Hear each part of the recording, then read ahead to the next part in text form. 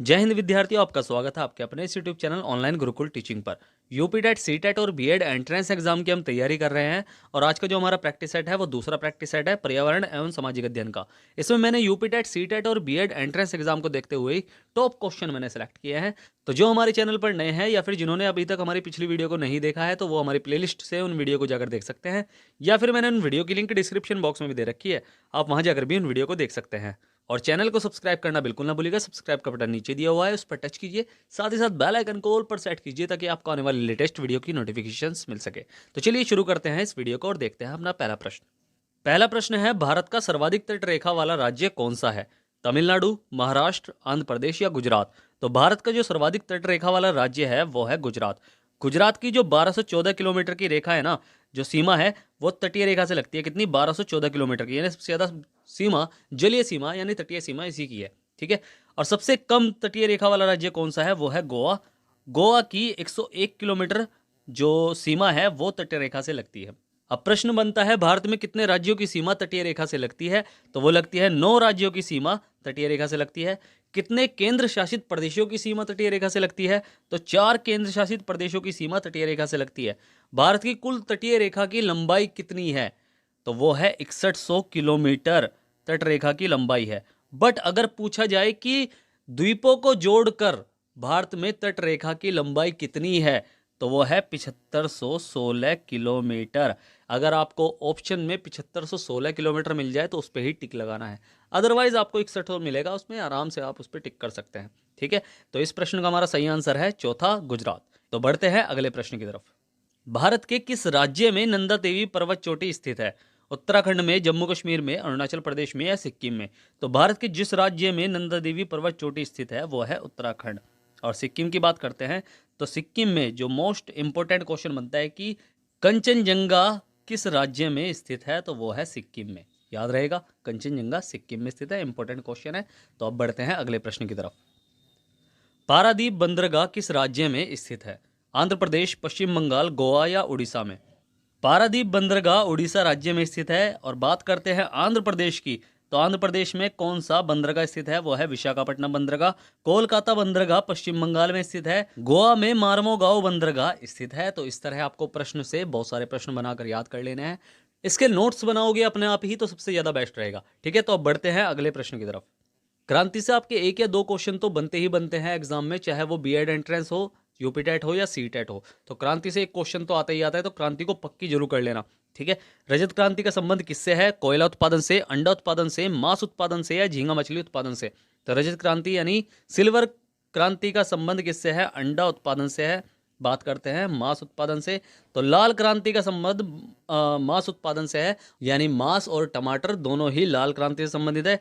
झींगा मछली उत्पादन से गुलाबी क्रांति संबंधित है। तो इस तरह आपको क्वेश्चन ध्यान से समझ के आपको आंसर देने हैं। ठीक है। तो इसका आंसर हमारा कौन सा सही है? दूसरा सही है, अंडा उत्पादन, रजत क्रांति। तो चलिए देखते हैं अपना अगला प्रश्न। काली क्रांति का संबंध किससे है?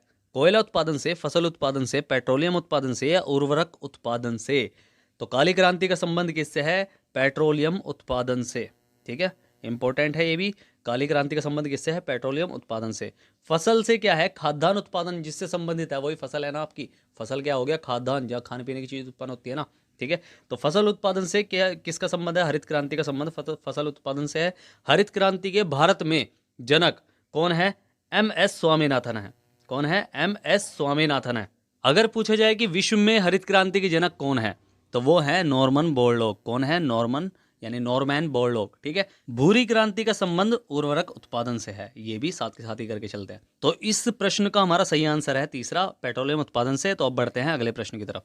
लाल क्रांति का संबंध किसके उत्पादन से है? आलू से, टमाटर से, प्याज से या अंडा से? तो ये तो मैंने आपको बता दिया कि लाल क्रांति का संबंध टमाटर और मीट से है, यानी मांस से है।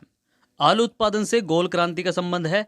और अंडा आपको मैंने बता दिया कि रजत क्रांति का संबंध यानी सिल्वर क्रांति का संबंध अंडा उत्पादन से है। तो अब बढ़ते हैं अगले प्रश्न पर। श्वेत क्रांति का संबंध किस क्षेत्र से है? तिलहन से, उर्वरक से, दुग्ध उत्पादन से या मांस उत्पादन से? तो श्वेत क्रांति आप सभी को पता है किससे संबंधित है, वो है दुग्ध उत्पादन से। भारत में श्वेत क्रांति के जनक कौन है? वो है डॉक्टर वर्गीस कुरियन। वर्गीस कुरियन। ठीक है, वर्गीस कुरियन है, ये भारत में श्वेत क्रांति के जनक हैं। अमूल जो कंपनी है इनकी स्थापना इन्होंने की थी। ठीक है। मांस उत्पादन से आपको बता दिया मैंने किसका, लाल क्रांति का संबंध है। उर्वरक से भूरी क्रांति का संबंध है और तिलहन से पीली क्रांति का संबंध है।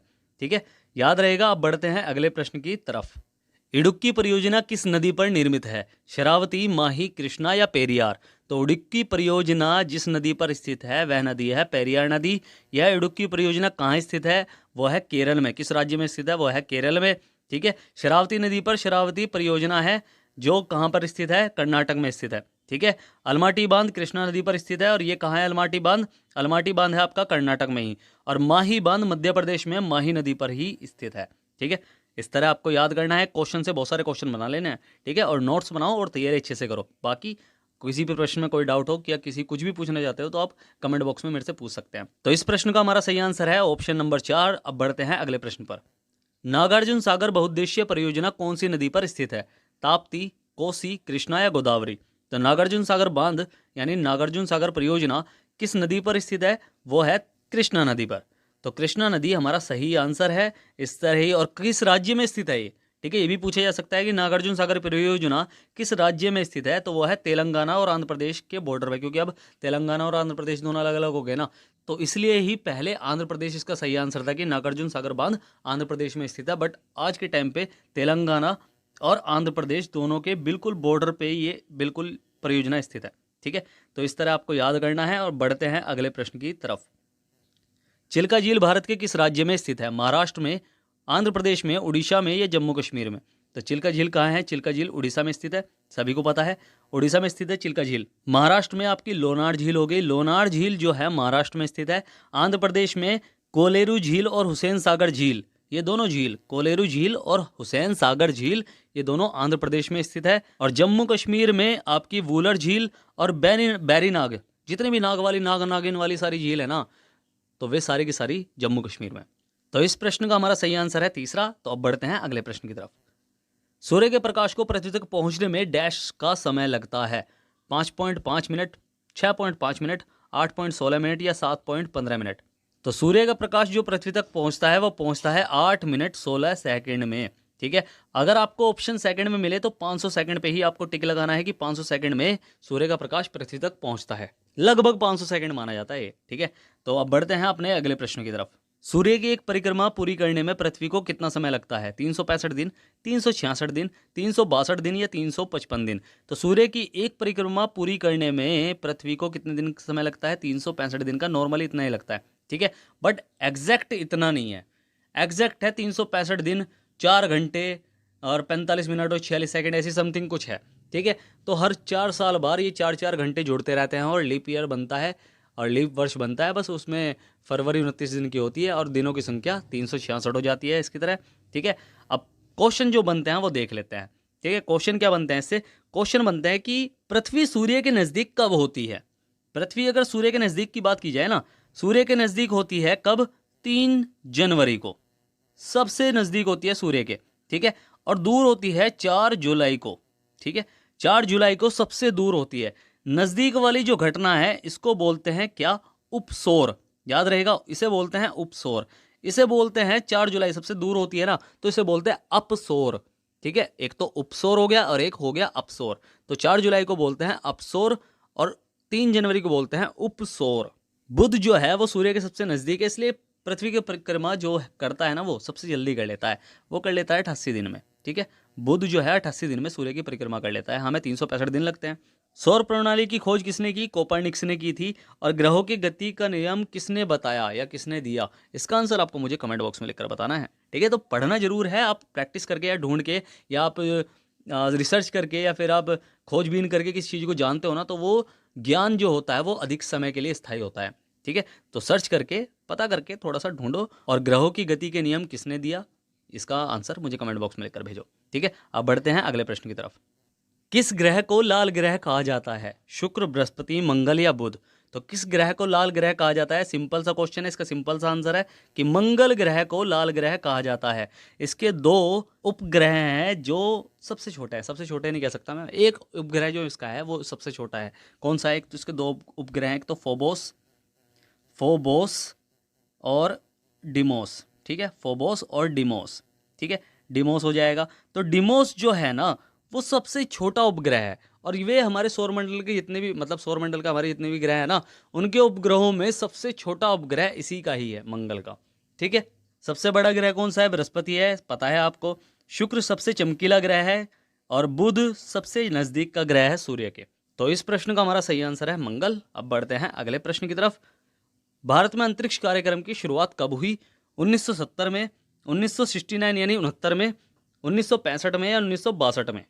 भारत में अंतरिक्ष कार्यक्रम की जो शुरुआत की थी ना, वो की थी डॉक्टर विक्रम साराभाई ने। इन्हें ही अंतरिक्ष कार्यक्रम का जनक कहा जाता है। इन्होंने ही सबसे पहले भारतीय राष्ट्रीय अंतरिक्ष अनुसंधान समिति की स्थापना की थी। कब की थी? 1962 में की थी। तो इसका जो सही आंसर है ना, वो 1962 है सर जी। जो ये सोच रहे हैं कि इसका आंसर ये हो सकता है क्योंकि इस दिन किसकी स्थापना हुई थी? इसरो की स्थापना हुई थी। बट इससे पहले 1962 में ही इन्होंने अंतरिक्ष कार्यक्रम की शुरुआत कर दी थी। तो एक थोड़ा सा ट्रिकी क्वेश्चन है। तो अगर इसके बारे में आप और कुछ भी जानते हैं तो मुझे कमेंट बॉक्स में लिखकर भेज सकते हैं। तो अब बढ़ते हैं अगले प्रश्न की तरफ। भारत का पहला उपग्रह कौन सा था? आर्यभट्ट, भास्कर 1, रोहिणी या मैटसैट? तो भारत का जो पहला उपग्रह था वो आप सभी को पता है कि कौन सा था पहला उपग्रह? आर्यभट्ट था। और ये कब छोड़ा गया था? यही इंपॉर्टेंट है। कब छोड़ा गया था ये? 1975 में छोड़ा गया था ये। 1975 में छोड़ा गया था इसरो द्वारा। ठीक है, सबसे पहला उपग्रह था जो 1975 में छोड़ा गया। इसके तुरंत बाद मतलब इससे अगला जो उपग्रह छोड़ा गया था ना, वो छोड़ा गया था भास्कर 1। बस ये याद रखना है आपको। अब बढ़ते हैं अगले प्रश्न की तरफ। इसरो की स्थापना कब हुई? वर्ष 1962 में, वर्ष 1969 में, वर्ष 1965 में या 1972 में? तो इसरो की स्थापना कब हुई थी? 1969 में हुई थी। कब हुई थी? तो 15 अगस्त को हुई थी वो, 15 अगस्त को। ठीक है, तो इसका जो हमारा सही आंसर है वो है 1969 यानी ऑप्शन नंबर 2 बिल्कुल सही है। तो अब बढ़ते हैं अगले प्रश्न की तरफ। पृथ्वी का सबसे निकटतम तारा कौन सा है? सूर्य, शनि, मंगल या सेंटरस? तो पृथ्वी का सबसे जो निकटतम तारा है ना, वो है सूर्य। सभी को पता है कि सूर्य है। अब ये मैंने क्यों लिया है? ठीक है, क्वेश्चन थोड़े से इसमें से बनने लगे हैं। कैसे कि सूर्य में हाइड्रोजन कितने परसेंट है? तो वो है 71% हाइड्रोजन है सूर्य में। और 26% क्या है? 26% हीलियम है। ठीक है, 26% हीलियम है और हाइड्रोजन कितनी है? 71%। सूर्य में ही नाभिकीय संलयन की घटना होती है जिसके द्वारा गर्मी पैदा होती है। ठीक है, क्या होती है? नाभिकीय संलयन की प्रक्रिया। ठीक है, हाइड्रोजन के 4 नाभिक मिलकर, 4 हाइड्रोजन के नाभिक मिलकर एक हीलियम बनाते हैं। ठीक है, एक हीलियम बनाते हैं। और बस नाभिकीय संलयन की प्रक्रिया किसमें होती है? सूर्य में होती है। ये आपको बता दिया। तो इस तरह के प्रश्नों को अच्छे से सॉल्व करना है। तो पहला ऑप्शन हमारा इसका सही है। तो बढ़ते हैं अगले प्रश्न की तरफ। वायुमंडल में सबसे अधिक कौन सी गैस पाई जाती है? ऑक्सीजन, नाइट्रोजन, ऑर्गन या फिर कार्बन डाइऑक्साइड? तो सिंपल सा प्रश्न है इसका भी कि सबसे अधिक कौन सी गैस पाई जाती है? नाइट्रोजन पाई जाती है। ठीक है, नाइट्रोजन का प्रतिशत कितना है? 78% नाइट्रोजन है। ठीक है, ऑक्सीजन का प्रतिशत कितना है? ऑक्सीजन का प्रतिशत जो है वो कितना है? वो है 20 पॉइंट या समथिंग, या हम कह सकते हैं लगभग 21%। ये जितने भी है ना सारे लगभग में ही है। ठीक है, और कार्बन डाइऑक्साइड कितना है? 0.03% है। ठीक है, तो ऑर्गन भी थोड़ा सा ध्यान दे लेना क्योंकि ऑर्गन भी अब पेपर में आने लगा है। तो ऑर्गन का जो परसेंट है वो है 0.93%। बस इस तरह आपको याद कर लेना है प्रश्न को अच्छे से। ठीक है, तो अब बढ़ते हैं अपने अगले प्रश्न की तरफ। विश्व की सबसे लंबी पर्वतमाला किस महाद्वीप में अवस्थित है? अफ्रीका में, एशिया में, उत्तरी अमेरिका में या दक्षिण अमेरिका में? तो विश्व की जो सबसे लंबी पर्वतमाला है वो है एंडीज। क्या है? एंडीज। और वो है कहाँ? दक्षिण अमेरिका में। ठीक है, दक्षिण अमेरिका में। रॉकीज जो है पर्वत श्रृंखला पूरी, वो उत्तरी अमेरिका में है। एशिया में क्या है? हिमालय है। इस प्रश्न का हमारा सही आंसर क्या है? चौथा है, दक्षिण अमेरिका में सबसे लंबी पर्वतमाला एंडीज स्थित है। ठीक है, अब बढ़ते हैं अगले प्रश्न की तरफ और हमारा अंतिम प्रश्न भी है। किस नदी को भारत की वृद्धगंगा कहा जाता है? नर्मदा को, कावेरी को, गोदावरी नदी को या कृष्णा नदी को? तो किस नदी को दक्षिण की गंगा कहा जाता है या वृद्धगंगा कहा जाता है? गोदावरी नदी को दक्षिण की गंगा या वृद्धगंगा कहा जाता है। तो ऐसे ही प्रश्न मैं आपके लिए बार बार लेकर आता रहूंगा। अगर कुछ पूछना चाहते हैं तो कमेंट बॉक्स में लिखकर मेरे से पूछ सकते हैं, मैं आपकी पूरी हेल्प करूंगा। ठीक है, अगर वीडियो अच्छी लगी है तो वीडियो को करना है लाइक, शेयर करना है जितना हो सके और सब्सक्राइब करना है। आपका ये अपना चैनल है, सब्सक्राइब का बटन नीचे दिया हुआ है, इस पर टच कीजिए। साथ ही साथ बेल आइकन को ऑल पर सेट कीजिए ताकि आपको आने वाले लेटेस्ट वीडियो की नोटिफिकेशंस मिल सके। तो मिलते हैं फिर अगली वीडियो में, तब तक के लिए bye bye, tata, see you, जय हिंद।